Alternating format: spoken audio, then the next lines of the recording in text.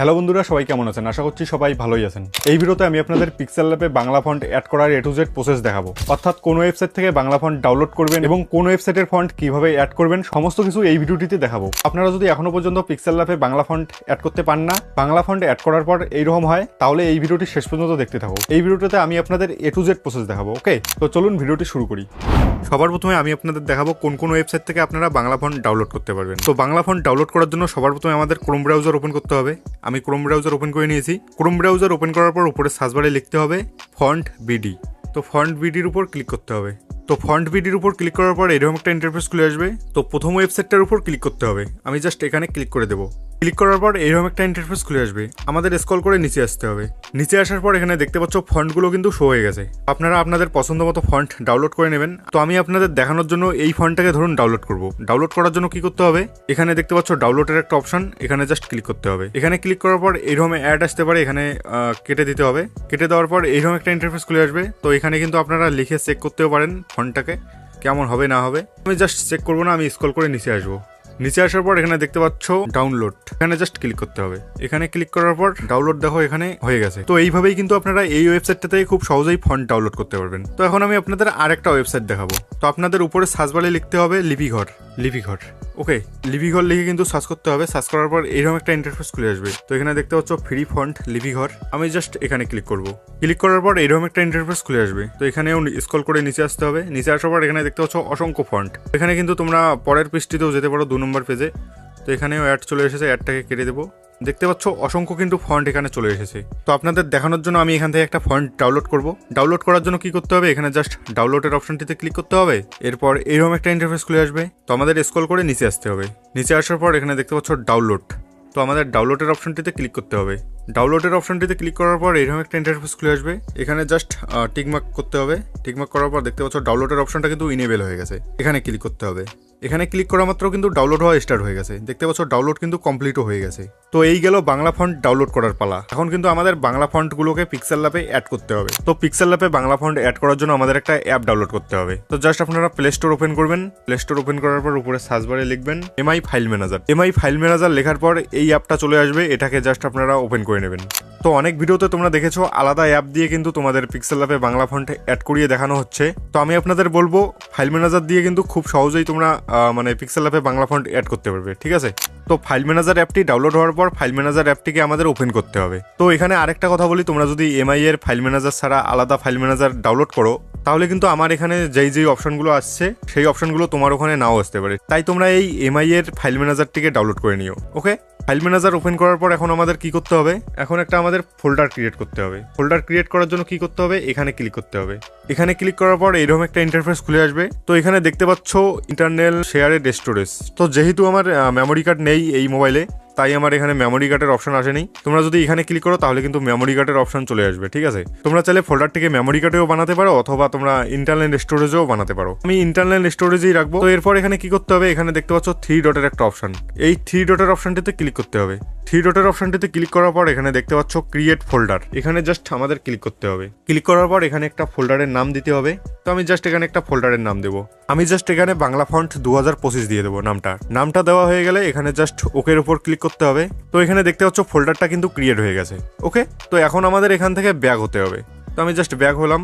Back হওয়ার পর আবার ফাইল ম্যানেজার অ্যাপটিকে ওপেন করতে হবে। ওপেন করার পর আমরা যেই বাংলা ফন্ট দুটোকে ডাউনলোড করেছি, দুটো ফন্টই কিন্তু এখানে চলে এসেছে। প্রথম ফন্টটা আমরা ডাউনলোড করেছি ফন্ট বিডি থেকে এবং এই ফন্টটা আমরা ডাউনলোড করেছি লিপিঘর থেকে। ঠিক আছে, তো এখন আমাদের কি করতে হবে, এখানে দেখতে পাচ্ছ দুটো টিকমার্ক করার অপশন এই সাইডে। এখানে জাস্ট দুটোকেই টিকমার্ক করতে হবে। টিকমার্ক করার পর নিচের সাইডে দেখতে পাচ্ছ মুভ বলে একটা অপশন, এখানে জাস্ট ক্লিক করতে হবে। ক্লিক করার পর এরকম একটা ইন্টারফেস খুলে আসবে। এখানে ইন্টারনাল স্টোরেজের উপর ক্লিক করতে হবে। ক্লিক করার পর যেই ফোল্ডারটাকে আমরা কিছুক্ষণ আগে বানালাম সেই ফোল্ডারটার উপর ক্লিক করতে হবে। ক্লিক করার পর এরকম একটা ইন্টারফেস খুলে আসবে। নিচের সাইডে দেখতে পাচ্ছ পেস্ট, এখানে জাস্ট ক্লিক করতে হবে। পেস্টের উপর ক্লিক করার পর এখানে দেখতে পাচ্ছ দুটো ফন্টই কিন্তু চলে এসেছে। এখন আমাদের এখানে ক্লিক করে ব্যাক হতে হবে। ব্যাক হওয়ার পর আবার আগের পেজটিতে চলে আসবে। তো এখানে কি করতে হবে, প্রথম যেই ফন্টটা আছে এখানে এই ফন্টটির উপরে একবার ক্লিক করতে হবে। ফন্টের উপর ক্লিক করার পর এরকম একটা ইন্টারফেস খুলে আসবে। তো এখানে দেখতে পাচ্ছ এক্সট্রাক্ট ফাইল টু, এখানে জাস্ট ক্লিক করতে হবে। ক্লিক করার পর এরকম ইন্টারফেস খুলে আসবে। তো আমাদের কি করতে হবে, আগের ফোল্ডারটিতে আবার যেতে হবে। ঠিক আছে, তো এখানে দেখতে পাচ্ছ বাংলা ফন্ট 2025, এখানে ক্লিক করব। ক্লিক করার পর নিচের সাইডে দেখতে পাচ্ছ এক্সট্রাক্ট বলে একটা অপশন, এখানে ক্লিক করতে হবে। ক্লিক করার পর এখানে কিন্তু স্ট্রাক হয়ে গেছে। তো এখানে আবার আমাদের ব্যাক হতে হবে।